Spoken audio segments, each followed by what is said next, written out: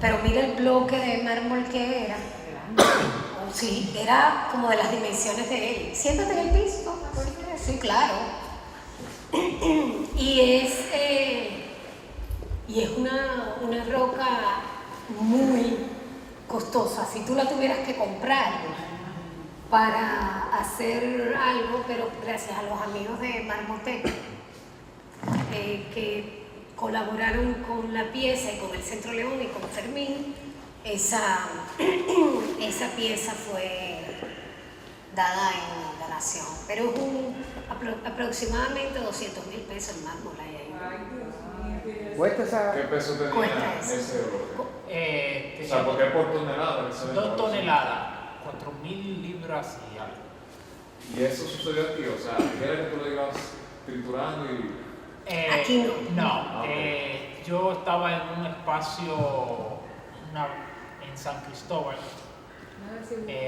una habitación cerrada, y la acción se transmitía en vivo por internet de manera permanente. Y es interesante que ustedes vean esas fotos, porque la magia de la fotografía es impresionante. O sea, ese espacio se ve de dimensiones bastante dignas, y en realidad era un lugar muy pequeñito. Era muy, muy pequeñito, y él estuvo todo ese mes ahí, a toda hora. Yo lo chequeaba por internet a cualquier hora, porque estaba prendido todo el tiempo, las 24 horas. ¿Cuánto tiempo? 16 días exactamente. 16 días. ¿Y cuántas horas le dedicaba?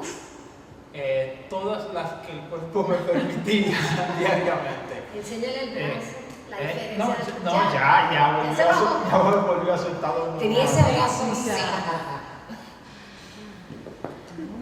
entonces... Pero sobre 10 horas diarias. ¿Verdad? Sí, más o menos.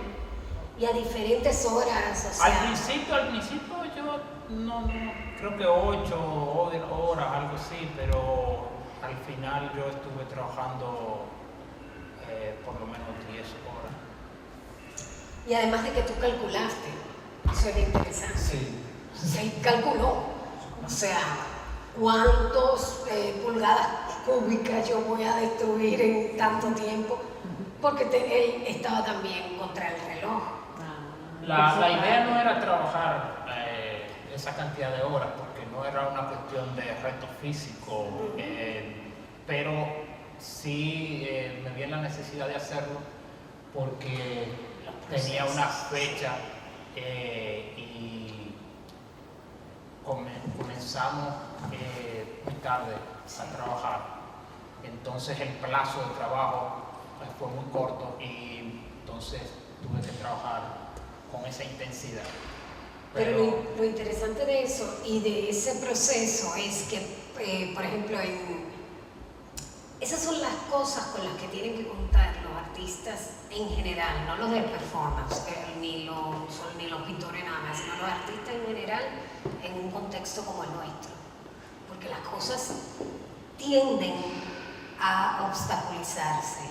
Y pasó que si de repente el internet, y que lo otro, y que la piedra. Imprevistos. Sí, entonces la cosa fue demorándose.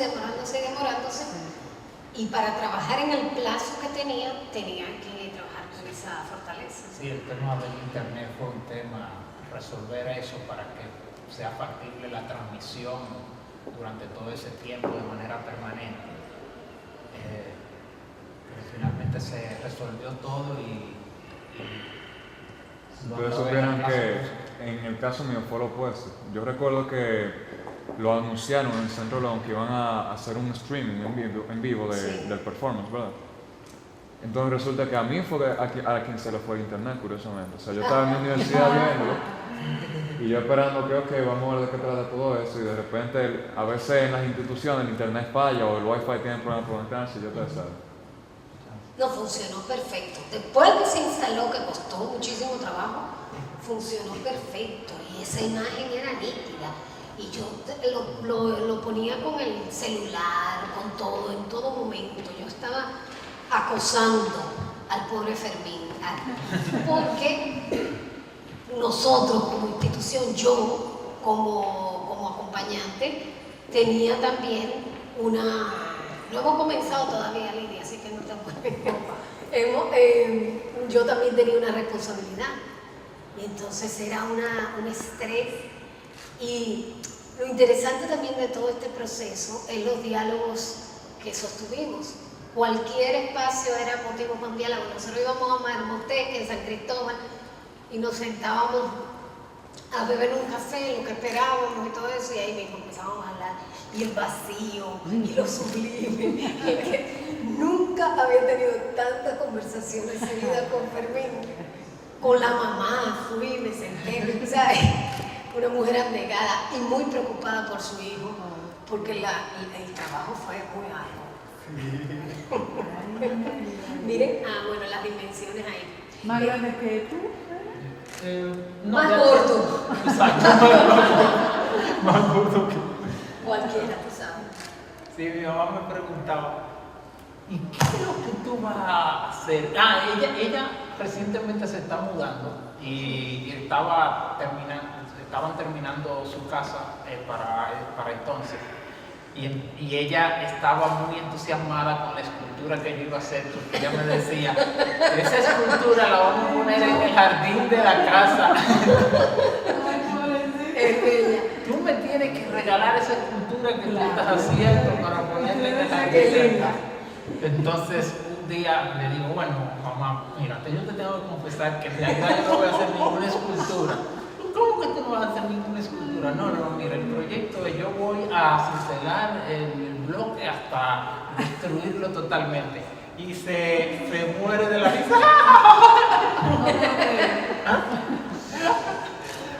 ¿Tú crees que yo me voy a comer ese cuento? ¿Cómo tú vas a invertir tanto? ¿Cómo tú vas a invertir tanto y todo ese esfuerzo por no hacer nada? Y me decía acerca del esfuerzo físico, pero mira mi muchachito cómo está, mira mi muchacho lo come. Yo, ay doña, el arte, el suplicio. Pero en medida que pasaban los días, ella no veía la figura, no la identificaba. Me volvía a preguntar, pero por fin dime, ¿qué es lo que tú vas a hacer? Porque le digo, mamá, pero tú eres una de las pocas personas a las que yo le he confesado lo que voy a hacer y no me crees. No, fue una experiencia muy linda. Y ahora que Lidia está aquí, además, lo que hablábamos ahorita del contexto con que se enfrenta el artista dominicano, también tú te enfrentas con una situación muy particular. En otras circunstancias, quizás le hubiera sido imposible a Fermín realizar la obra, pero el artista en el concurso cuenta con un equipo de trabajo. O sea, porque vamos a ser honestos, o sea, todos nosotros trabajamos para vivir. ¿Cómo tú vas a sacar 200,000 pesos para comprar un Para romper. o sea, A picotearlo. vamos a ser honestos con eso. Claro. Es una cosa que, aunque es una pieza que entiendo yo que es sublime, al mismo tiempo hay una imposibilidad financiera que se nos presenta a cualquiera de nosotros, ya sea en cualquier medio que sea. A mí me gustaría, no sé. Y hay otros aspectos, además de lo financiero, de lo económico, sí. Porque toda una estructura de trabajo que hay en torno a eso, se involucra mucha gente que maneja un área, otra, etcétera, que uno necesita y tener toda la relación y las facilidades que las instituciones pueden ofrecer. O sea, el mismo hecho de poder acceder tan fácilmente a la gente de Marmotel, tal vez de manera personal, a mí se me haría muy difícil. Y todas esas son ventajas. Por ejemplo, yo que trabajo diferentes cosas, pintura, escultura, etc. Hace un tiempo decidí, pues, en eventos como este, presentar proyectos que no necesariamente son pinturas. Y alguien me preguntaba que por qué yo no participaba con pintura, y le explicaba que la pintura es algo que yo puedo desarrollar de manera independiente, que puedo hacer mi pintura, presentarla y hasta venderla sin la necesidad de un soporte de un evento o una institución como esta. Sin embargo, estos son proyectos que si yo no tengo esos aportes, se me hace imposible realizar y se quedan simplemente en las ideas. Y entonces por eso decido en eventos como este presentar proyectos que en este tipo de contexto funcionan mucho más, de manera mucho más factible. Y además no a ti solamente, porque si nos ponemos a pensar, no es él que se le complica la cosa. Es Ai Weiwei, por ejemplo, cuando hizo los girasoles, eso, la semilla de girasol. La semilla de girasol, los millones de esos, tenían que estar muchas instituciones metidas. Claro. Cuando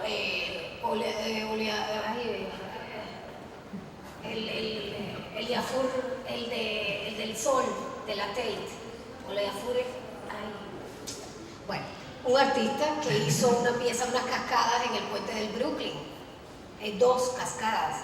Entonces, para poder hacer Oleafur, recuerdo las cascadas. Y eso no se hace sin un team del Ayuntamiento de Nueva York, claro, como se llama, de la municipalidad. Eso no se hace sin una institución que te apoye, sin una galería, que lamentablemente en este país no tenemos galería, pero que trabaja funcione. con el paisaje, crea. Él fue que le hizo el sol en la sala de la turbina de Olafur Eliasson. Dios mío, qué problema. Bueno, pero ahora sí podemos ir comenzando. Vamos, antes de presentar a Fermín, ya ahora todos somos hermanos aquí. Y en lo que viene el otro grupito que estaba terminando algo allá abajo, vamos a ver un video.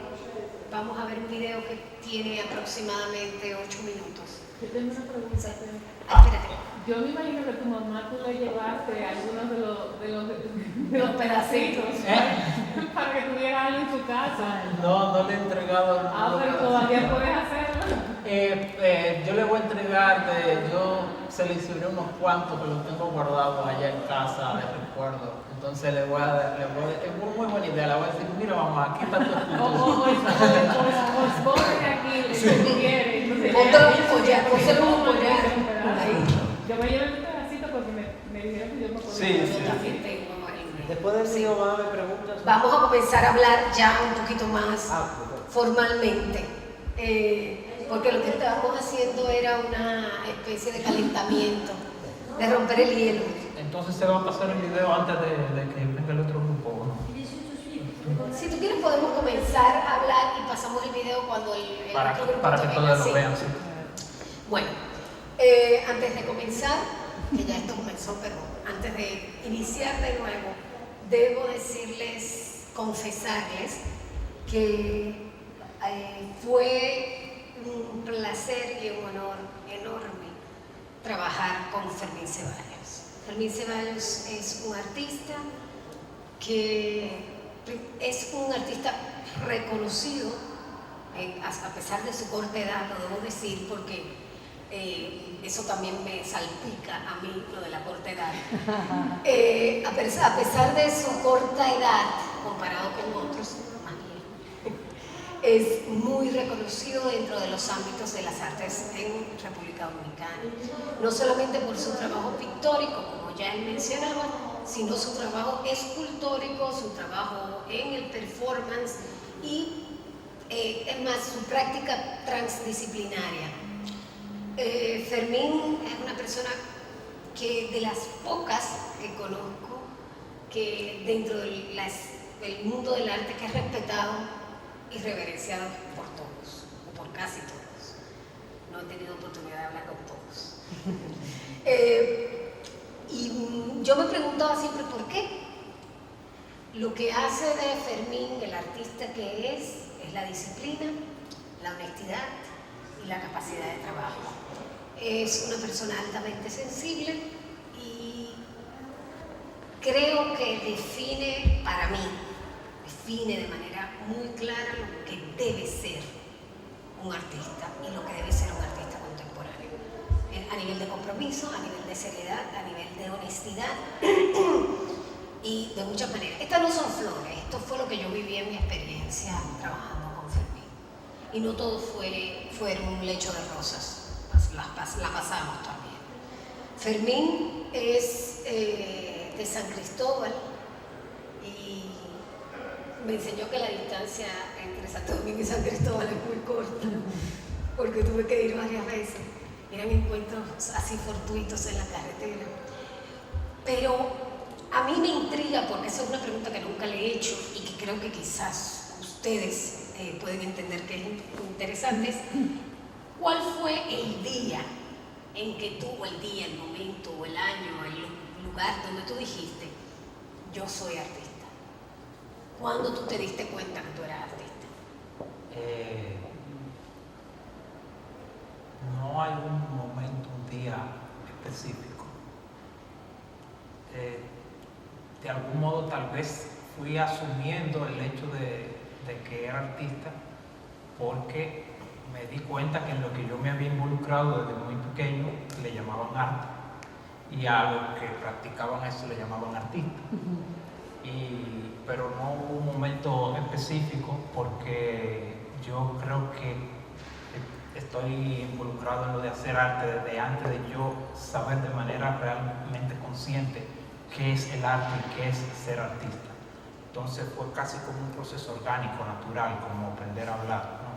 Y de repente, pues bueno, sí, digamos que sí, que soy artista porque así es que se me llama siempre, así es que lo asumo, eso es lo que tengo que poner cuando me preguntan mi profesión, a qué me dedico, etc. Entonces, En los formularios tú pones profesión artista. Sí. ¿Cuál es la más frecuente pregunta de que leen el formulario? La más frecuente, ¿en qué tú cantas? ¿O qué instrumento tú tocas? Mira, ahorita hablamos mucho y lo repetimos muchas veces, eso de que eres un artista que trabaja en varias disciplinas. ¿Se pueden sentar? Adelante. Que trabaja en diversas disciplinas. ¿Cómo tú, porque para personalidades simples como la mía, trabajar en una cosa es suficientemente complejo, imagínate. ¿Trabajar en una disciplina es ya sumamente complicado, imagínate. ¿Cómo tú armonizas esas cantidades de disciplinas en tu cuerpo de trabajo? Y no estoy hablando de cómo tú distribuyes tu día, sino cómo tú balanceas tu existencia con tanta producción y tan diferente.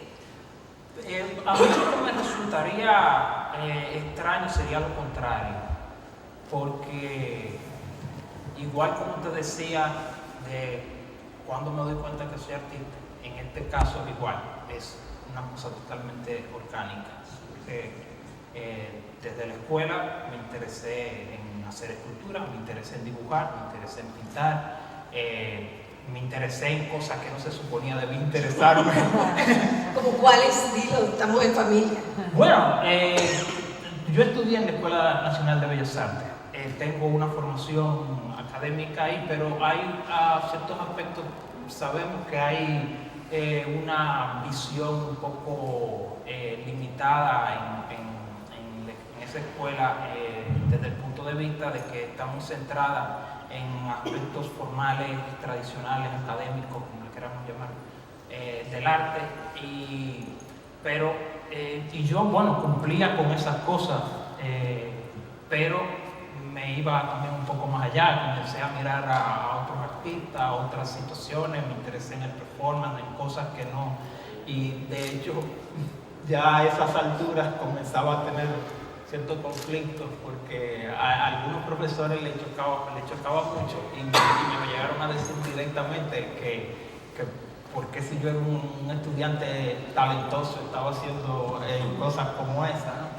Y bueno, el hecho es que para mí fue muy natural el hecho de involucrarme en diferentes lenguajes, en diferentes técnicas. Había una especie de curiosidad constante. Entonces, en mi declaración de artista, yo decía que yo no busco nada, pero que siento que muchas cosas me persiguen, que las cosas se me enredan y no puedo evitarlas, tengo que asumirlas. Y con relación a eso de trabajar diversas disciplinas y dentro de cada disciplina también he hecho cosas diversas, porque Exacto. voy por ejemplo en la pintura, desde una abstracción muy formalista hasta una pintura casi minimalista y ahora con una pintura figurativa muy formal. Igual en cultura, muy eres rigurosa. capaz de hacer una cultura realista y también hacer piezas completamente conceptuales. Sí, entonces, mira, ahora perdí el sentido de lo que te quería decir. Que dentro de cada disciplina tú Sí. también cambias de estilo. Sí, bueno, sí, pero te iba a decir otra cosa y ya lo olvidé, así que... Las cosas que te persiguen, hablabas de las cosas que te persiguen y de todo el proceso tuyo como artista, de que has venido trabajando una obra minimalista, una obra Sí. mucho más figurativa, y a dónde te lleva.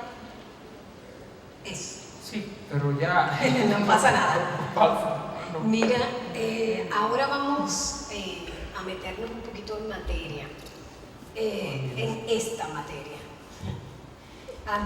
Después quizás vemos el video después que hablemos de esto, pero cuando se participa en el espera. concurso, Recordé lo que quería decir.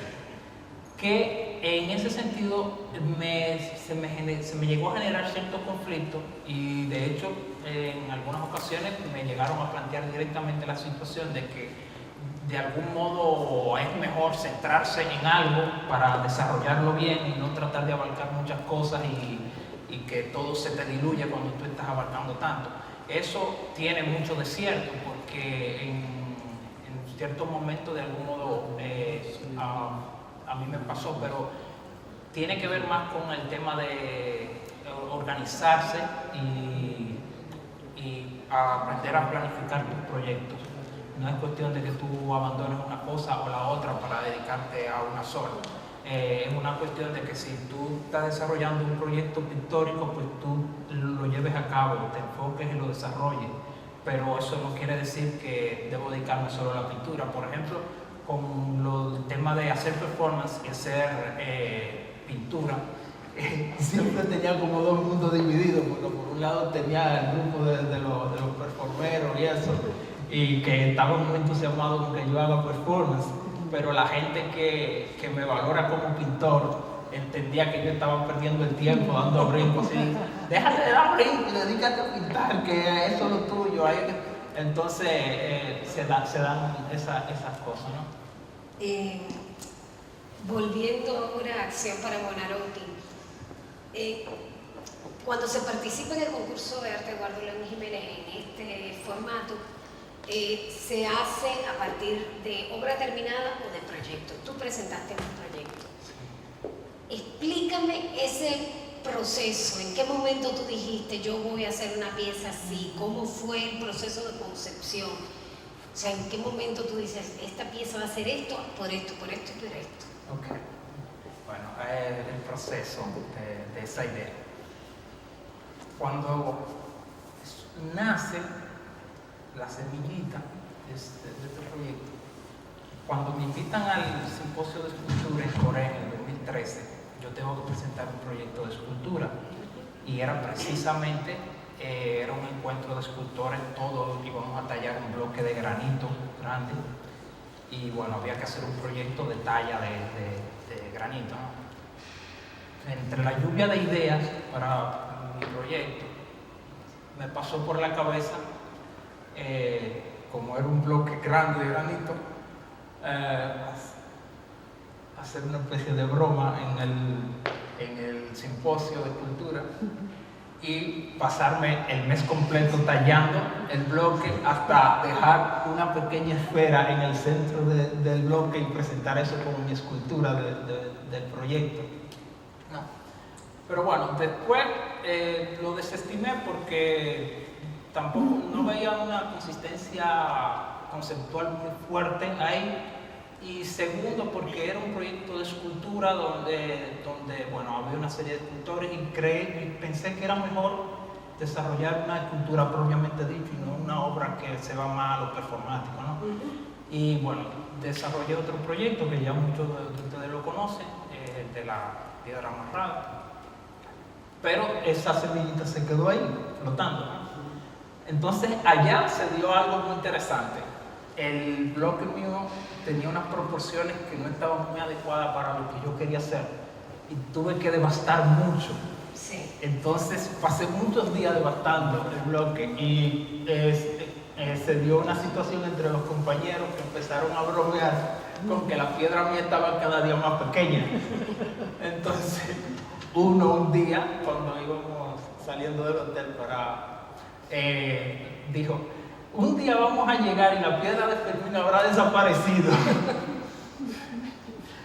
Y me llamó mucho la atención eso. Y creo que ahí fue donde se prendió el bombillo para esta pieza.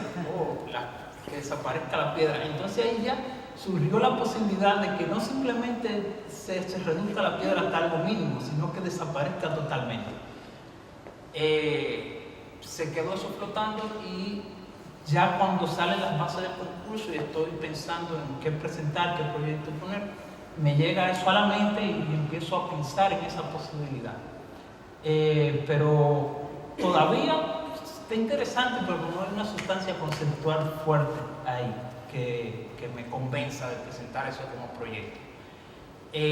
Un día estoy maquinando por alguna razón, me llega a la mente la frase esta de Miguel Ángel Buonarroti, no recuerdo el momento exacto ni por qué. Y cuando pensé en esa frase de Miguel Ángel, la vinculé automáticamente con esa situación. Y cuando hice ese link, dije, aquí yo tengo el proyecto. Claro. Y así surgió este proyecto de Acción para el Mundo. Muy interesante porque en los otros encuentros que hemos tenido con artistas galardonados aquí, también ha sucedido eso, que son piezas que tienen un largo linaje, que comenzó la primera chispa con algo determinado, después siguió y así. Eso habla mucho de la densidad del proceso. Ahorita que veíamos, bueno, y todavía estamos viendo las imágenes del cuartito donde trabajabas, una cosa también viene a la mente. Ese acto escultórico es un acto en completa soledad, ese acto performático. ¿Por qué consideraste que la soledad debía ser un elemento de esto? Partiendo de la idea de que muchos performances se hacen con público. Sí. Entonces, partiendo de esa idea, ¿por qué decidiste que la soledad fuera un elemento importante? Hay muchos factores, desde lo práctico hasta lo conceptual y hasta lo personal. Vamos con lo práctico. Lo práctico es que esta es una acción que dura, inicialmente estaba estimada para un mes. Y no me resultaba muy factible la idea de que el público se tuviera que mover a verme en vivo durante todo ese tiempo, ¿no? Creo que no tenía mucho sentido o no era práctico, ¿no? Entonces eso me lleva a pensar en una alternativa para que la acción pueda ser vista en vivo sin tener que forzar o exigir que el público se traslade a donde yo estoy. Y así surge la posibilidad de utilizar el internet y la transmisión en vivo, que no es algo nuevo en mi trabajo. Ya en el 2010 había presentado Sin Perder un Minuto, que se transmitió en vivo durante 12 horas. Esa acción se hizo en el Centro Cultural de España. Y entonces ya tenía ese antecedente. Esto obviamente era una cosa mucho más demandante en ese sentido. En cuanto a eso fue lo práctico, lo conceptual, estamos hablando de la idea de un planteamiento conceptual donde un escultor está tallando una piedra y se supone que es un trabajo que se está desarrollando en la intimidad de su taller. No tiene por qué haber gente en ese entorno. Y creo que era lo más adecuado que se conserve esa atmósfera del individuo en su espacio íntimo y su relación con el bloque de mármol en este caso, ¿no? Y además eso da esa posibilidad de tú manejar a tu antojo tu tiempo y tu espacio. Y lo personal, después que he hecho varios performances, me he dado cuenta que yo no soy...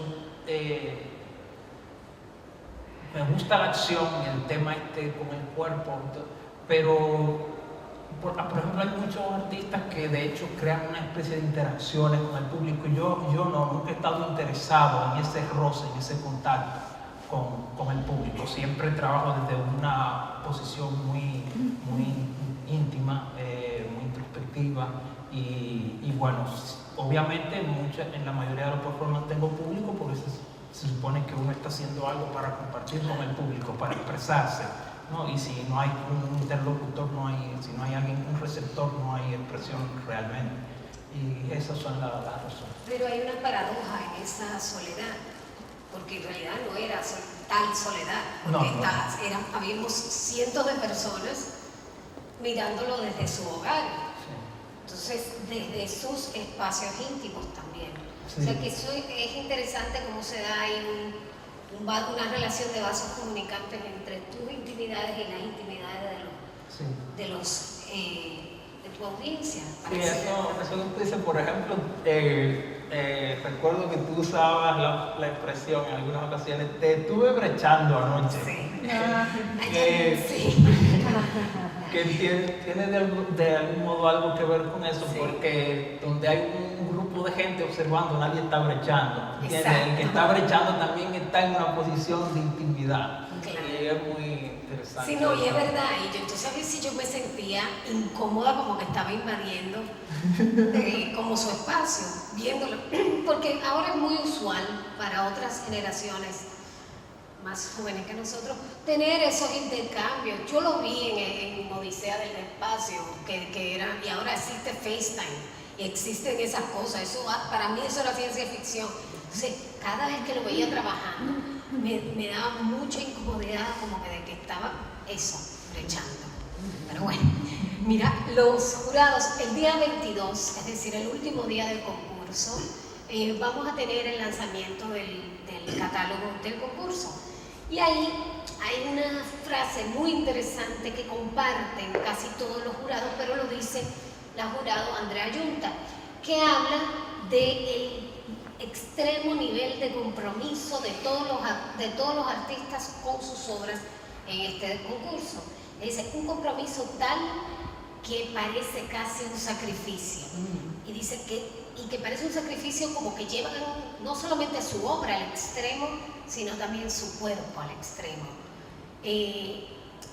¿Tú alguna vez pensaste, cuando tú estabas concibiendo Buonarroti, o estabas ya planeando para hacerlo, que se pudiera leer la idea de sacrificio o de martirologio en esta acción?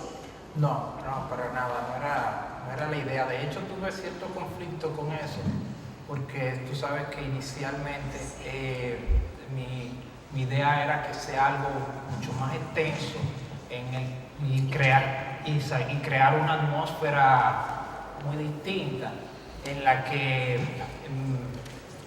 más bien quería que las cosas se prolongaran de un modo y se desarrollara tan lentamente que la gente entre en una especie de ansiedad y hasta que se olvide de eso y se aburra de verme, ¿me entiendes?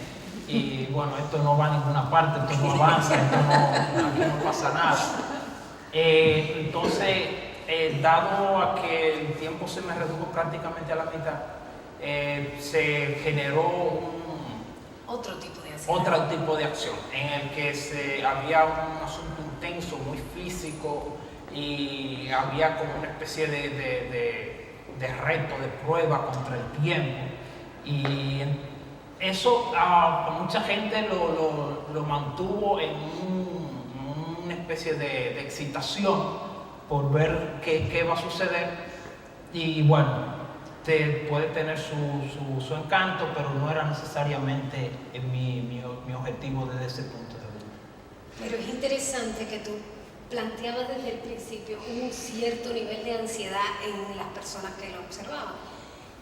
Se dio otra ansiedad. Sí, otro tipo de ansiedad. Yo estaba al borde de morirme. yo veía eso y yo decía, pero este muchacho. Ahora, antes de que continuemos con la próxima pregunta, yo quisiera que veamos el video, 8 minutos de video, para que vean de qué estamos hablando. Eso es muy editado, porque todo estaba en tiempo real. Sí, son fragmentitos tomados así.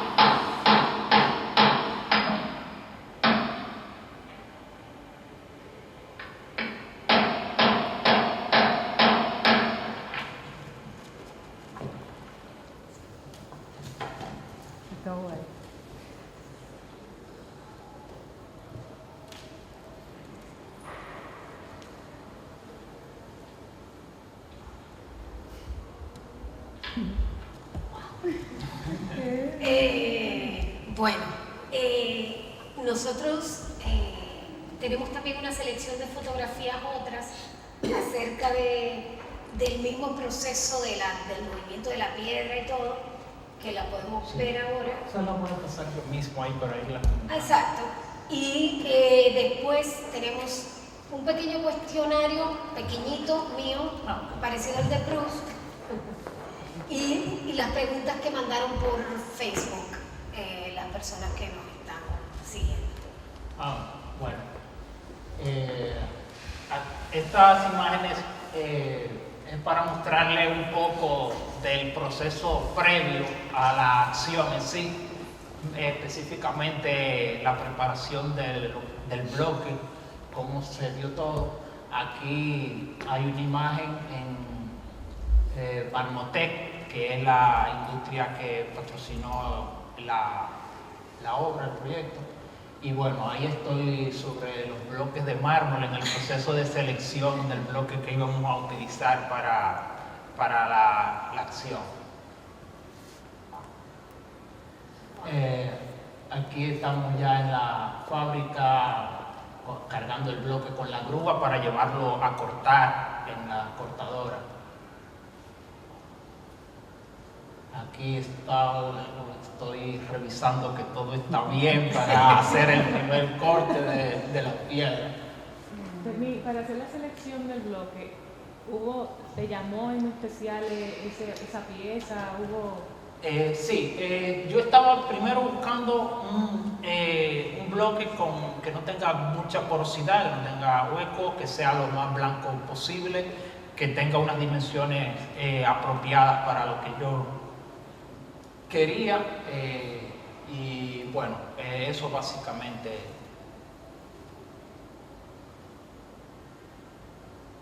Este tiene una textura como de nácar, muy. Pero déjame hacerte una Y pregunta. unos cristales. Esa porosidad que tú dices que no querías que tuviera hecho el trabajo más fácil. En cierto modo sí, pero quería un bloque lo más limpio posible y que tenga una superficie bonita. Y ese me gustó dentro de lo que andábamos buscando. Esa tenía las características que yo le dije a ellos que debía tener. Aquí, después del primer corte, estoy haciendo las indicaciones para el próximo corte, por dónde cortar, etc. Ya el bloque cortado, levantándolo para llevarlo a embalar para el transporte. Una preguntita, ¿con qué lo cortaron? Ahí, este bloque lo cortaron con un hilo diamantado, que es como una cuerda que tiene unos dientes que comen la piedra, entonces es una correa que va girando. Bueno, ahí había. ¿Le puede dar hacia atrás, por favor? En la próxima. La anterior. Ahí lo vemos. Ese hilo que se ve ahí, de hecho la línea que hay es ya un surco bastante profundo. Fíjense que el hilo está ya bien adentro en la piedra. Entonces eso va girando y en medida que se va haciendo más profundo, pues el bloque va corriendo hacia adelante o la máquina hacia atrás, uno de los dos se mueve. Y cuando tú empezaste a cortar, a picar con tu mazo, ¿en ningún momento tú pensaste como, wow, aprovecho esta forma para esto? ¿O que eso te cruzó por la cabeza? Precisamente la pregunta de Citlaya Miranda de Facebook fue, dentro de las reflexiones, ¿cuál era el pensamiento más frecuente o que se repetía durante el proceso de la acción para Buonarroti? Ok. Como usted pregunta. Le respondo a Citlaya y a usted ahora en un segundo, cuando terminemos de ver las imágenes. Sí. Para. Ok. Más para adelante. Exacto, ahí estamos ya montando el bloque. Aquí está ya entrándolo a la caja de madera que hicimos. Aquí ya está listo. Aquí le estamos poniendo la última tabla para moverlo. Y ya la próxima es cuando lo llevamos al espacio donde trabajamos. Y ya a partir de ahí comenzó la aventura de tallar el bloque. Wow. Bueno. Por favor, la pregunta tanto de Citlali como de ella. Sí, es interesante porque yo desde antes de comenzar también me hacía la pregunta de cómo va a ser el proceso, de cómo voy a tallar, si voy a sugerir formas, si no voy a sugerir formas, de qué manera voy a ir reduciendo el bloque, ¿no? Esa pregunta nunca me la respondí de manera previa. Fui a trabajar y en principio se puede apreciar más o menos, comienzo a tallar el bloque por diferentes zonas, debasto un poco en una esquina, después me canso de esa esquina y me mudo para otra, y así sucesivamente. Nunca pensé en algo específico, sugerir una forma específica, simplemente este lado está muy duro, me canso, busco un chisme blando para ver si avanzo un poco. Pero ya después de unos días, después de la primera semana, con el tema del tiempo y el avance, me vi en la necesidad de crear alguna especie de sistema que me permita tener una evaluación precisa de cuánto yo estaba devastando al día y cuánto necesitaba devastar al día para acabar en tiempo, ¿no? Entonces ahí comenzó todo un proceso matemático en mi cabeza de calcular pulgadas cuadradas y cuántas toneladas tiene, o sea que si tiene tantas toneladas yo necesito devastar tantas libras al día, que eso equivale a tantas libras por hora, entonces yo necesito trabajar tantas horas diarias para poder.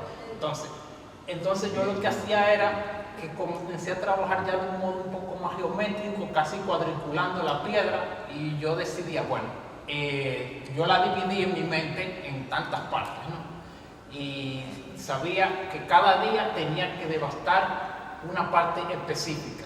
Entonces yo me concentraba diariamente en demoler o devastar o tallar o bueno,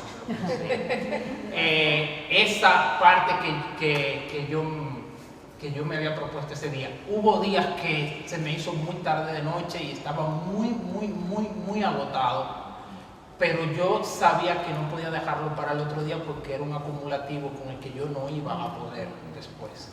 Entonces me concentraba hasta terminar y bueno, ya me iba a dormir en mi casa.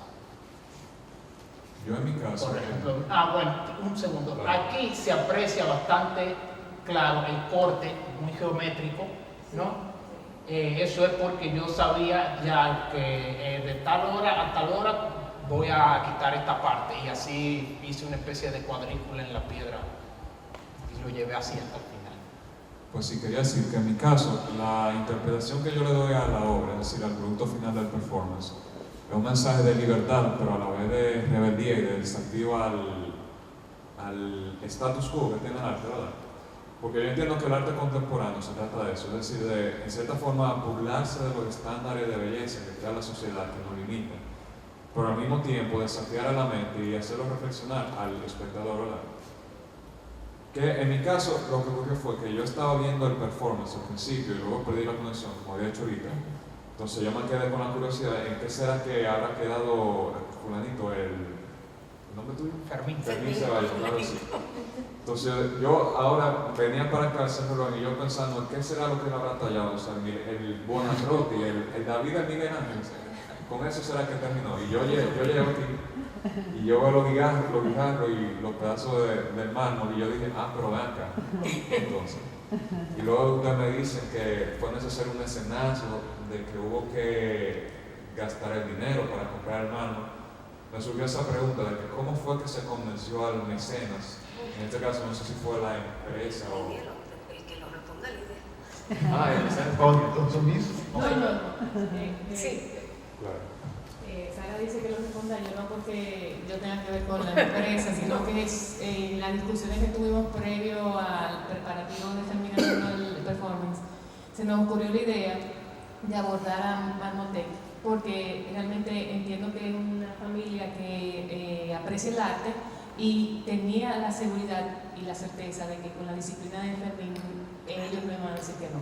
Entonces fuimos los tres, los presentamos y ellos ellos realmente se motivaron mucho con el proyecto y lo auspiciaron, y el bloque fue una donación más una parte que la gente nos permitió a Fermín terminar la obra con éxito. Sí, buenas. Bueno, yo no he tenido la posibilidad todavía de que me acepten en estos concursos. He mandado performance, pintura. Espero que algún día califique. Lo primero es que los cortes de los pedazos de mármol están bien dados, o sea, no son desmoronados, se ven chatos, se ven bonitos, se pueden hasta dibujar, entiendo yo. Lo segundo es que tú creas un paradigma, tú tumbas un paradigma de Miguel Ángel, de que dentro de cada piedra hay una escultura, solo hay que quitar lo que sobra, ¿verdad? Pero entonces impones otro, contradiciendo esa teoría de Miguel Ángel, o sea, ¿te entiendes? Entonces yo me pregunto, ¿cuál será la próxima, verdad? El próximo paradigma que va a tumbar a Miguel Ángel y a ti.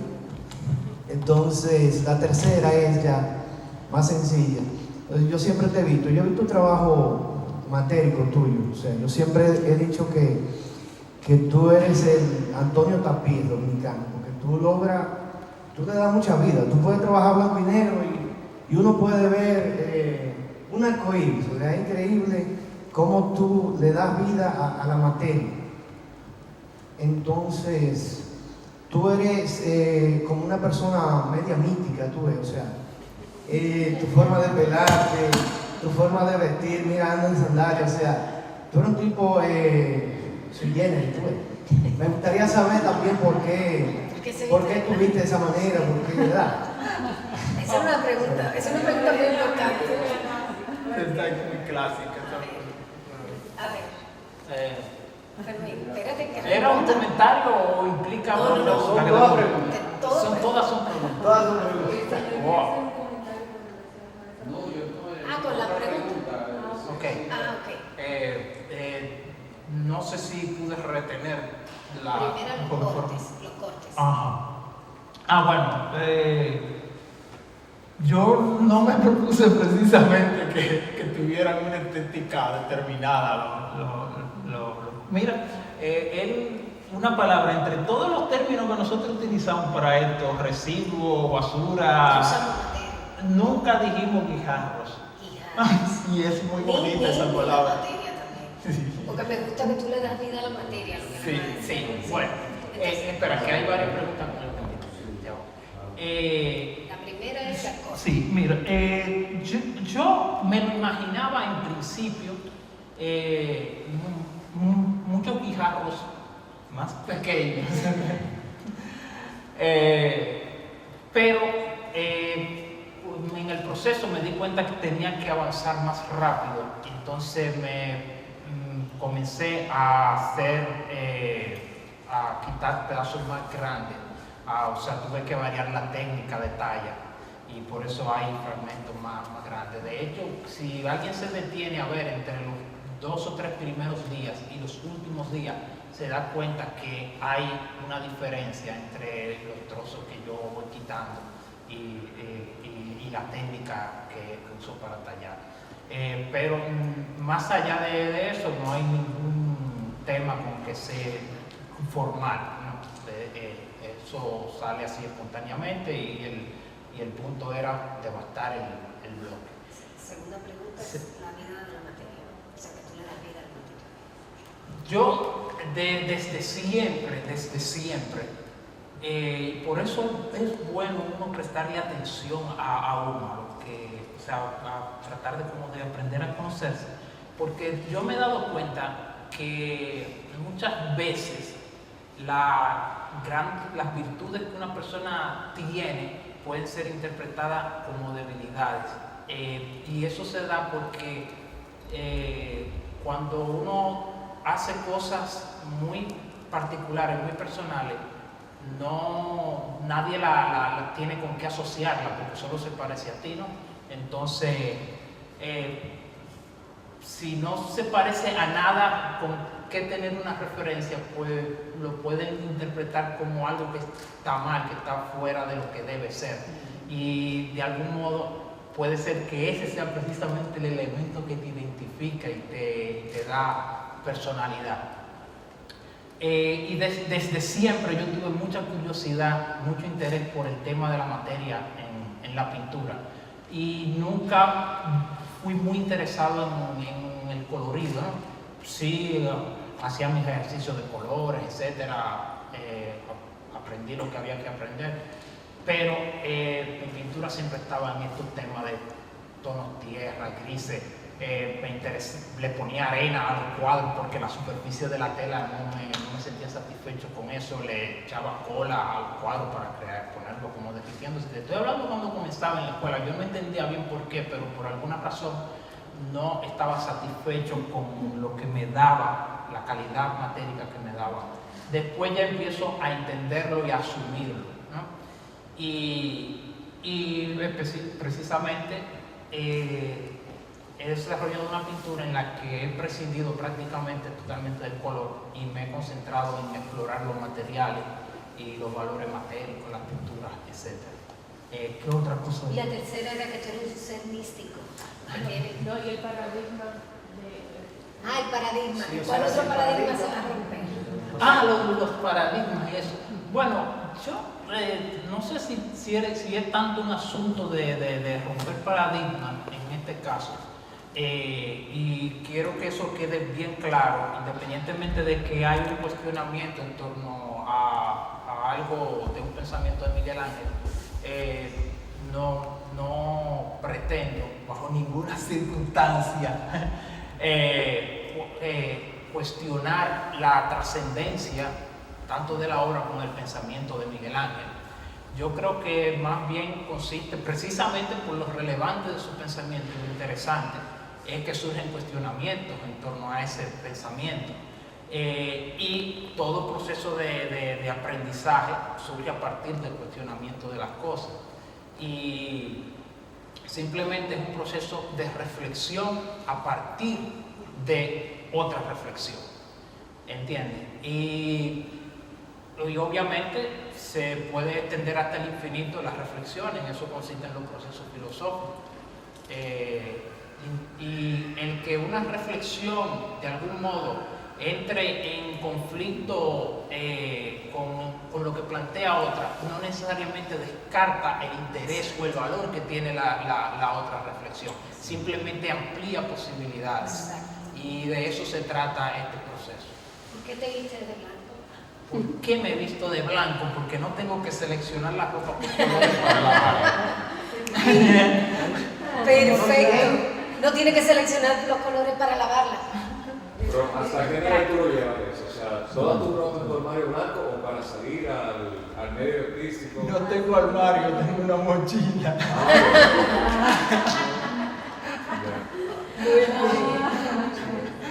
Señor. Sí, yo siento que muchos artistas tienen problemas con lo matérico. ¿No será que hace falta un salto? Dejar la convencionalidad de la materia, de la materia convencional, del mármol, de la madera, del bronce, etc. Y dar un salto relacionado a lo tecnológico, quizá, que hay una teoría interesantísima sobre la física cuántica, y ver la materia desde otra óptica. ¿No será eso? No sé si entiendo la pregunta, creo que no. ¿Alguien me puede ayudar o me la puede Yo estoy hablando de una teoría que hay sobre el tema de la materia. Ya no pensamos en átomos, ni en electrones, ni en protones, ni en neutrones, sino en quantum y otras partículas que son los físicos que la conocen. ¿No será que los artistas tenemos que adentrarnos en ese mundo? Bueno, y encontrar otra posibilidad. Y otra cosa, mientras tú estabas trabajando, ya fue otra pregunta muy diferente. Tú sentiste cierto aburrimiento, ¿no? Con la obra. Ok, son dos preguntas. Sigo con otra pregunta. La tercera. Otra tercera. Sí. Estoy tratando de retener. Que Sara me ayuda. Entonces, como tú estabas trabajando con un martillo, ¿verdad? Y una mandala, ¿tú no sentiste como un sentido de musicalidad cuando golpeaba la piedra? Y no te, de alguna manera no te indujo eso a encontrar cierta musicalidad en ese trabajo. Ok. La primera, el tipo de materia. Sí, lo primero es que los artistas podemos, no tenemos. O sea, un artista no está comprometido o obligado a algo determinado, pero sí puede asumir ciertas cosas. Puede abordar esos campos. Todo lo que existe, por el solo hecho de existir, es una posibilidad para la expresión artística, y de hecho siempre los artistas, algunos terminan metiéndose en alguno de esos campos. El punto es que hay artistas para todo, y unos se interesarán en una cosa y otros se interesarán en otra, pero los artistas como totalidad no tienen el compromiso de asumir algo específico. Cada artista aborda lo que quiere a partir de su necesidad, de su pensamiento, en fin, es un individuo que asume las cosas en función de sus necesidades individuales. Y eso, usted dice que es un campo nuevo, pues bueno, es un campo nuevo en lo que sea, pues un campo nuevo también como posible recurso artístico. Se me olvidó la segunda. ¿Te aburriste? Sí, y la musicalidad. El aburrimiento y después la musicalidad. Sí, desde el principio, cuando estábamos hablando del proyecto, surgió el tema de lo ritual y lo mántrico en esto. Y obviamente sí, que el sonido en esta acción es un valor muy importante. De hecho, por eso lo integramos en la pieza. Y el hecho de estar solo en esa habitación también el sonido juega un papel importante, porque hay esa relación entre ese toque constante, ¿no?, que se convierte en una especie de mantra durante todo el día. Es con lo único que yo tengo un contacto a nivel sonoro durante todo ese tiempo. Y también había otro proceso que era un poco ritual, si se quiere, que era el de barrer todos los escombros cada vez que yo terminaba una sesión de trabajo y amontonarlo en la esquina. Entonces se creaba una relación ahí entre cómo iba creciendo la pila de escombros en la medida que iba decreciendo el bloque. Y bueno, sí tiene que ver de algún modo ese tipo de cosas. Y lo de la musicalidad, eso mismo también lo mántrico. Exacto. Ustedes saben que gracias a este tipo de encuentros y gracias a las contribuciones de ustedes, nosotros vamos encontrando nuevos significados, nuevas capas de lectura. Yo, aunque he hablado mucho con Fermín, parece que no había hablado suficiente, o con los interlocutores indicados, que son ustedes, porque he encontrado muchas cosas interesantes en todo lo que ustedes han planteado, desde el cuestionamiento de paradigmas hasta los propios procesos, el peso del bloque, que todas esas cosas son muy importantes y le añaden también niveles de lectura a la pieza. No sé si ustedes se recuerdan, los que vinieron la vez pasada al Arte Joiry, terminamos el diálogo con el cuestionario de Marcel Proust dirigido a Joiry. Me gustó tanto que lo hice otra vez, pero ya me aburrí. Entonces hice el cuestionario de Sara. Entonces, y este es un cuestionario que nunca el artista ve antes y que se le hace al final. Y tiene preguntas, tenía la de la ropa. Lo que pasa es que ya me la robaron. Y tiene preguntas que realmente considero que son esenciales para conocerte mejor. ¿Cuál es el mejor piropo que tú has recibido? El tuyo, cuando estábamos comenzando esta actividad. Muy bien. ¿Y cuál fue esa? Diciendo que la seriedad de su disciplina, su honestidad y su Cuando estaba integridad. presentando. Sí, Exacto. sí. Un montón de flores que me dio. No, la que te mereces. ¿Dónde duermes mejor? Préstamela esto. Donde me dé sueño. ¿Dónde duermes mejor? Donde te da sueño. Sí, no, mira, a ver si respondo las cosas un poco más serias. Estas no son preguntas serias, pero Okay. Bueno, con relación, te voy a abundar un poco sobre la ropa, porque dije eso, que no deja de ser cierto, es cierto. Pero también es un proceso un poco más intenso que eso. Yo soy muy quisquilloso con la ropa. Entonces, nada me gusta ponerme, me siento raro. Con el tiempo, comencé a ir eliminando posibilidades. Ya no me pongo un jean ni loco, ya no uso esto, no me pongo una... Mi mamá vende ropa y yo no me pongo nada de lo que ella vende. No encontraba nada en las tiendas con lo que yo me identificara. Por un tiempo mandaba a hacer los pantalones como yo quería, sin bolsillos, sin ruedos, etc. Una serie de detalles muy específicos. Pero bueno, el hecho es que de las pocas cosas que yo podía encontrar que yo estaba dispuesto a ponerme, era un pantalón blanco y una camiseta, por el simple hecho de que lo encontraba tan neutro y básico que no entraba en conflicto con eso. Entonces, con el tiempo se fue convirtiendo como en lo más práctico, en lo más simple, y ya no como esto me resulta tan fácil, no me complico, no tengo que mandar a hacer ropa, pues me lo pongo y así se ha quedado. si pudieras conocer a alguien vivo o muerto y hacerle una pregunta, ¿quién fuera y qué pregunta sería? Wow, no tengo ni idea. Si pudiera conocer a alguien vivo o Puede muerto. ser vivo o muerto y hacerle una pregunta.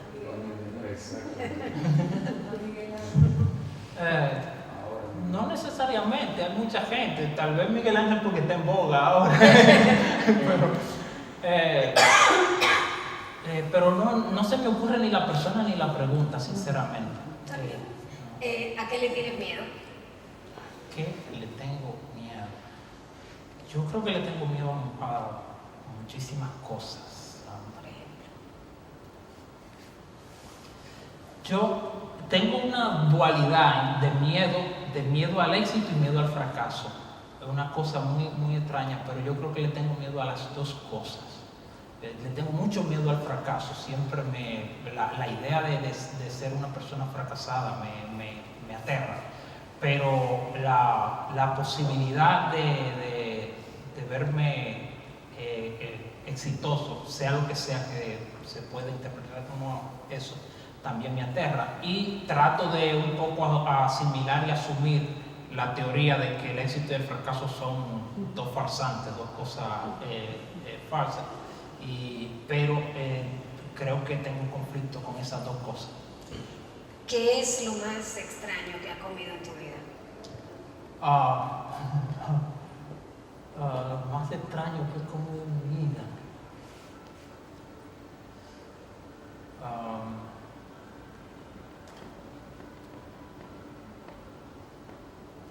No sé por qué me llega ahora a la mente los caracoles. Porque para un dominicano eso es muy extraño, sin embargo, para los europeos, los españoles específicamente, algo tan natural, tan cotidiano. Y bueno, en una ocasión estaba en casa de mi hermana en Madrid y llevaron caracoles y ella estaba aterrada con el tema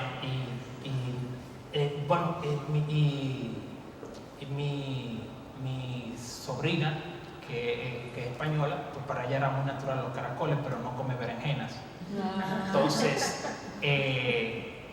yo había hecho unas berenjenas y ella no quería comerse mis berenjenas. Y yo le dije, si te comes mi berenjena, me como tus caracoles. Entonces hicimos un intercambio y... Muy bien, ¿qué música te gusta? ¿Qué música te gusta? Me gusta mucho tipo de música, desde Händel hasta Luis Díaz. Sí, me gusta mucho Luis Díaz. Luis Díaz es un individuo que respeto muchísimo. Me gustan mucho las canciones de Trova, me gusta Juan Manuel Serrat, algunas cosas de rock. Muchas cosas diferentes me gustan. En la música soy muy abierto, pero con cosas que tengan, o sea, tengo mi estándar. No, me gusta la música brasileña, me gusta mucho Chico Buarque, esa gente. Para concluir, ¿qué pregunta odias que te hagan? ¿Qué pregunta odio que me hagan? Deja ver. ¿Que por qué me he visto de blanco? Bueno, Fermín, señores, queremos agradecerle a Fermín que haya pasado este momento tan ameno con todos nosotros, a ustedes por haber contribuido de manera tan maravillosa a que esto haya sido un diálogo interactivo, rico, productivo. Y bueno, saben ya que el 22 de febrero clausuramos el concurso con el lanzamiento del catálogo y el anuncio del premio del público. El que no haya votado por su premio del público, hágalo ahora o calle para siempre. Muchísimas gracias y buenas tardes.